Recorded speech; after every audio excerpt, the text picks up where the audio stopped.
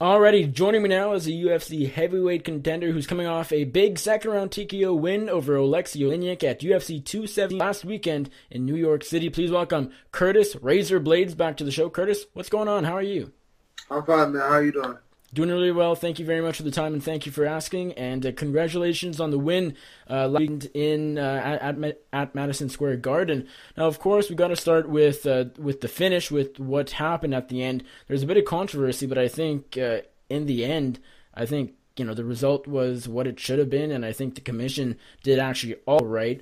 When you grazed Oleynyk kick, which technically was illegal, just because he was down, but it was only a graze of the ear, so it wasn't bad. What was going through your mind when the ref had paused the fight and separated you?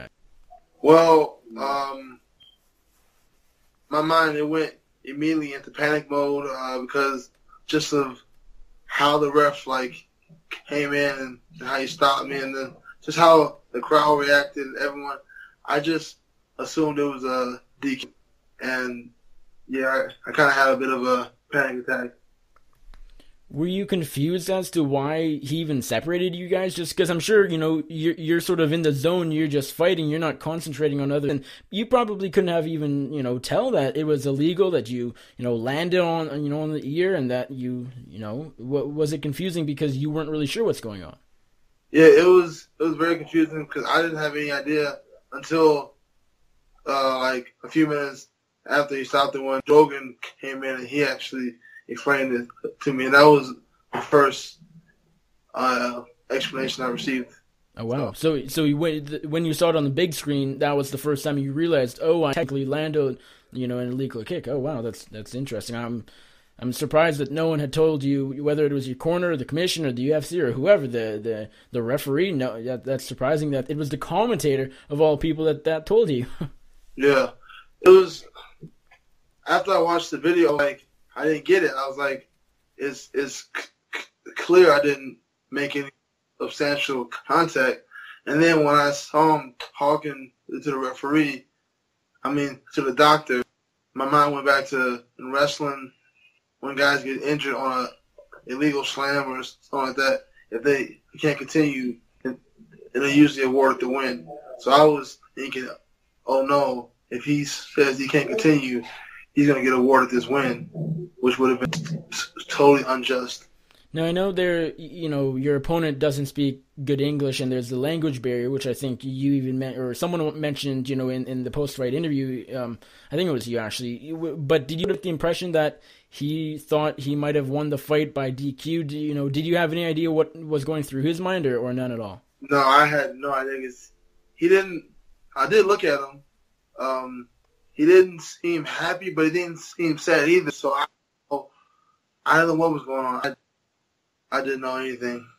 Before the result, before your hand was raised and you were announced as the second-round TKO winner officially, what were you being told? Whether it was just casual conversation with your corner, or again, nobody had really told you what happened until or what had happened until Rogan stepped in. But what sort of was the conversation between you and your corner like? Did they sort of share the same sentiment as you, or what was that like? It was. I didn't do anything wrong. It was just like, it's BS, blah, blah, blah. Basically just along those lines of telling me I didn't do anything wrong.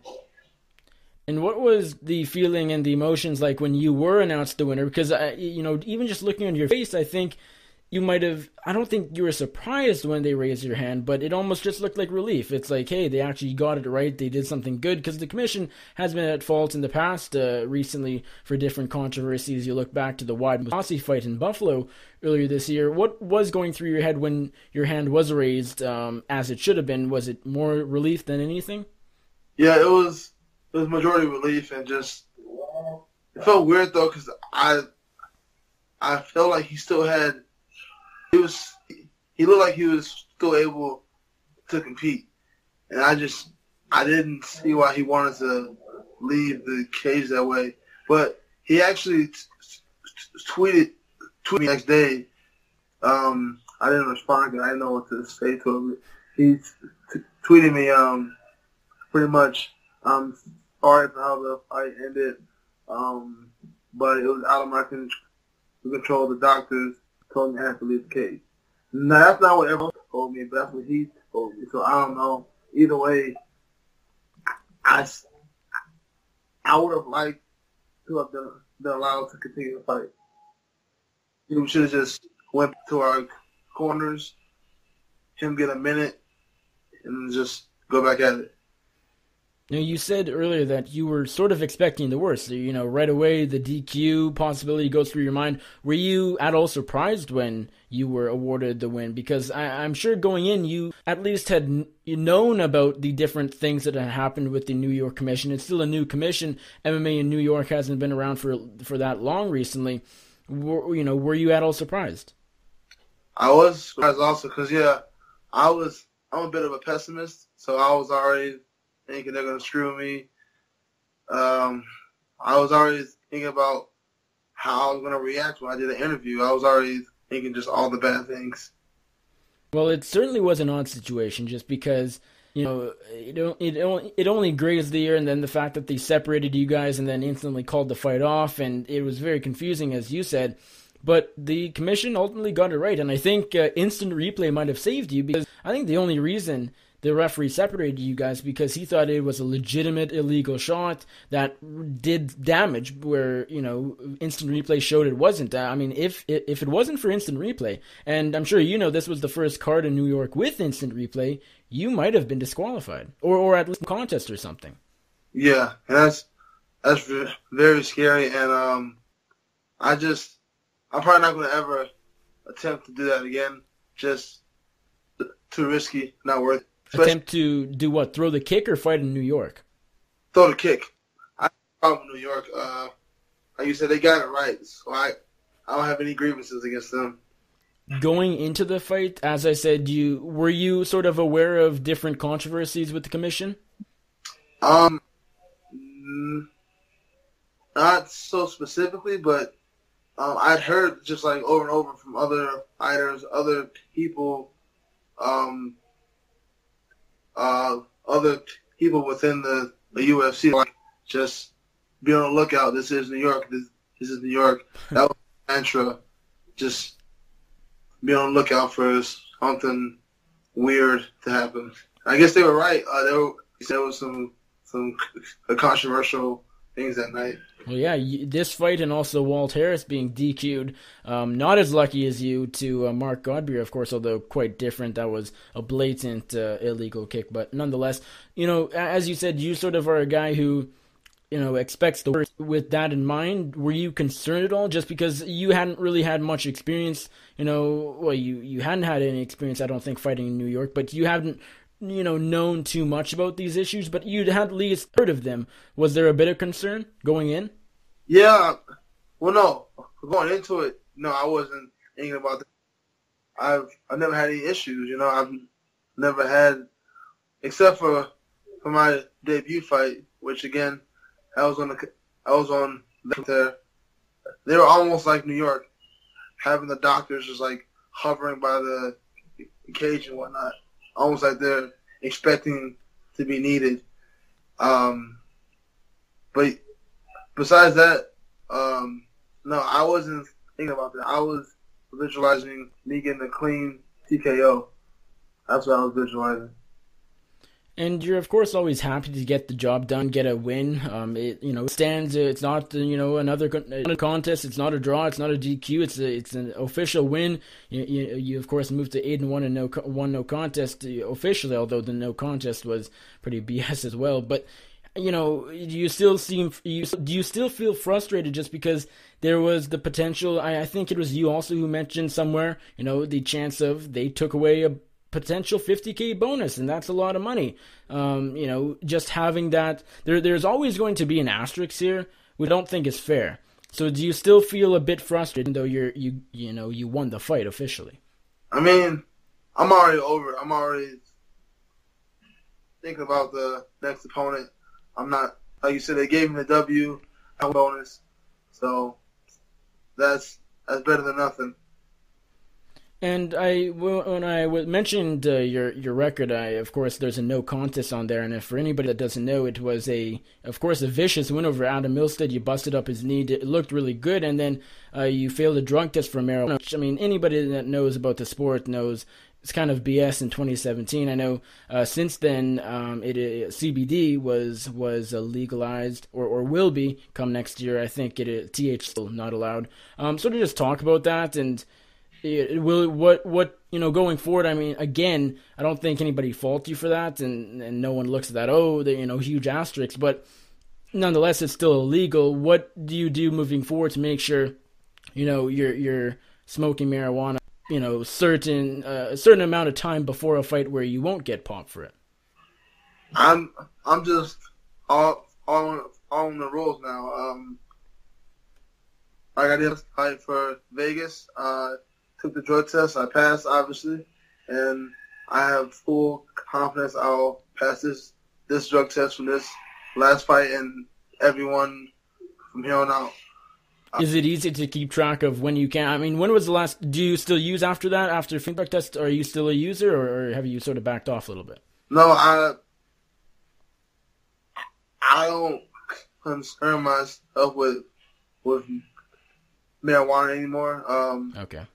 I'm just more focused on just training. Do you think, even though you don't use it anymore, you're not too concerned? Do you think? I mean, it should be legalized, right? I mean, I would hope that in my career that does happen, but if it doesn't, then I'll just continue to abide by the rules. But yeah, it would be nice if it were legalized. It would be nice. Right. A lot of people use marijuana to help with different things, inflammation, different, healing processes. Not being able to use it or not using it, deciding not to, just, making sure you're in the guidelines and following the rules. Has that taken away from that? Has it been at all tough? No, I ice bath. I rub down. And I eat better now also. I think that helps also. What you eat helps with your recovery process. It's not that bad. Right, okay. And let's get this fight. You, of course, were on the Fight Pass early prelims. They featured the prelim for UFC 217, which, off of paper, as it goes down in the history books, one of the best cards in the UFC of all time. We had 3 titles change champs, GSP, TJ Dillashaw, and Rose Namajunas all walk away with UFC gold. A lot of finishes, a lot of fun fights on here.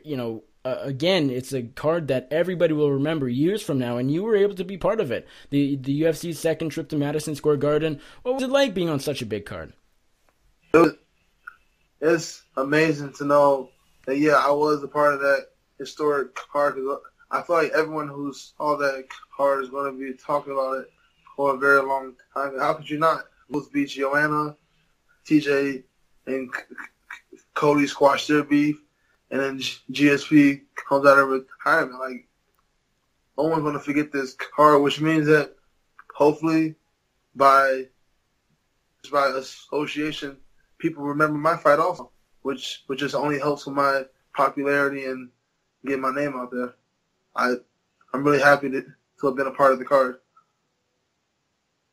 What was it like fighting at MSG specifically? First, New York, has some issues with the commission, but fighting at one of the most famous arenas in the world, that must have been, was that special to you, or did it matter? No, it was special to me. It's kind of weird because I never like on my bucket list, like going to the Garden. Like I know the history. I know how iconic it is in terms of boxing, but I never thought about that. I think about going to the Uniteds in Chicago a lot more. But being a part of going to the Garden, it was dope. But to be in the locker room that the Knicks use their lockers and stuff, and just see how another professional league, like how they get to the amenities they get, it gives you something to look forward to. Like one day, the UFC will be on the level of the NBA. That'd be cool. For sure. And did you get a chance to watch the rest of the card? Of course, your fight against Oliynyk was fairly early on in the card. Were you able to go back to the arena or at least watch backstage the rest of the card? Or I stayed in the green room for the rest of the fights, and I watched them all in the green room with the other fighters. Awesome. And of course, moving forward, now you're number 9 in the heavyweight division. He was number 9. You were just a few spots below that. Now, of course, you take his spot to Oliynyk, of course. You're also the youngest ranked heavyweight, if I got my math right, and I'm pretty sure that's the case. What do you feel is next for you? Someone ranked ahead of me, hopefully. Yeah. I'm not saying top 5, but I would take 8, 7, or 6. Any one of those guys would be a great matchup. Any name in mind? I should have had the rankings in front of you, who 6, 7, and 8 is, but I will have them in a second. So number 6, we have Derek Lewis, Alexander Volkov, then Marcin Tybura. Any one of those stand out? Volkov, I think he stands out the most, followed by Derek Lewis, because he's probably got a bigger name.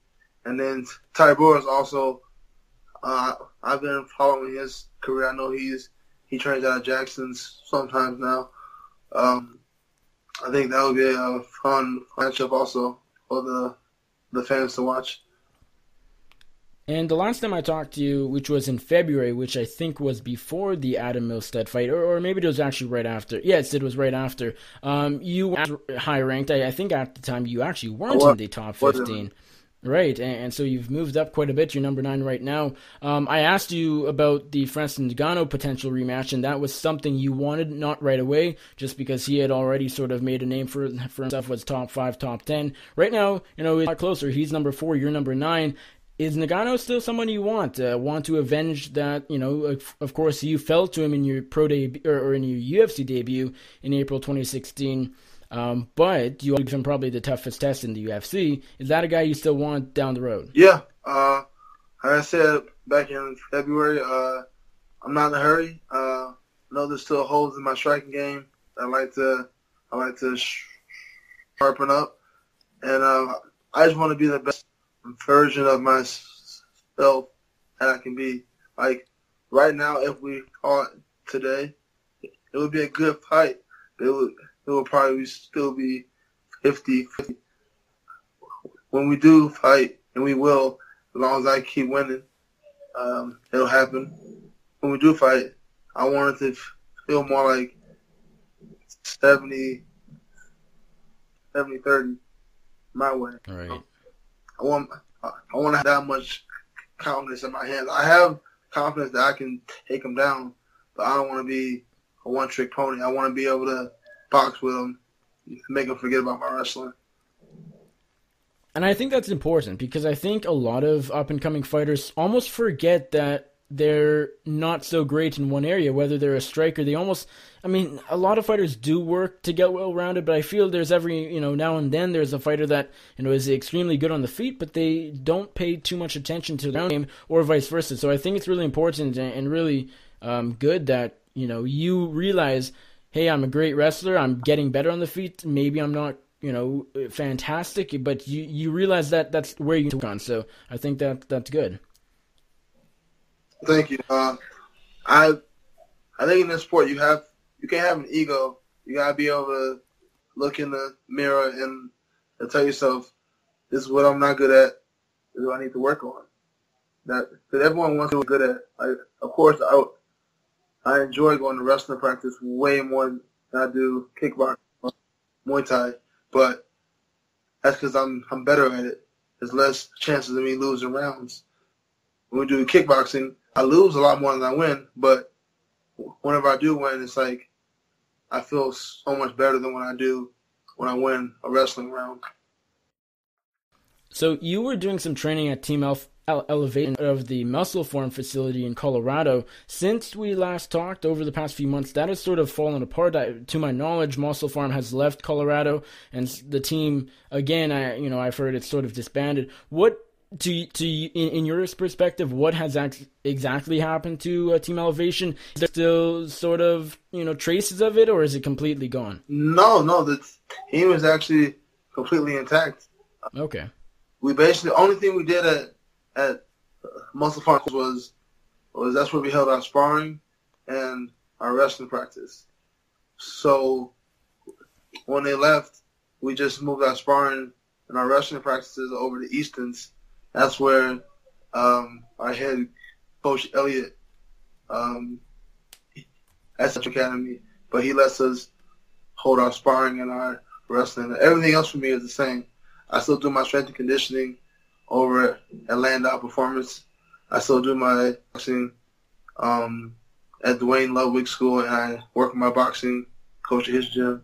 And I still do my jiu-jitsu over at High Altitude. So for me, nothing really changed. That's for the most part, the majority of us, nothing really changed. Well, that's good. Good to hear, because it seemed like, you know, good things were happening at Team Elevation, since it's sort of a fairly new team from, you know, with Muscle Farm sort of, you know, getting everything together. I know, you know, Dillash was there for a while, Benavides for a bit, Jose Torres. So it's good to hear that. I know Dillash, I don't think is doing nearly as much there as he was a few months ago, but it's good to hear that the team's still intact. You're not doing any training at all in your hometown of Chicago, are you? I live now. I do everything here in Denver. Perfect. Well, Curtis, thank you very much for the time. I really do appreciate catching up and you taking the time to talk after your win against Oleksiy Oliynyk at UFC 217. Before I let you go, let my audience know where they can find you on social media, and if there's anybody you would like to thank or give a shout out to, the floor is yours. Well, you guys can find me at Razor Blaydes 265.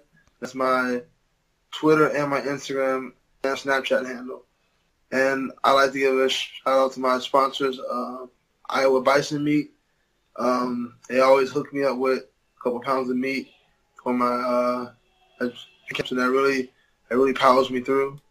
And I like to give a shout out to my boxing coach, Benny Lopez, for all the mid sessions and all the hours we put in together. It really showed last weekend. So thank you.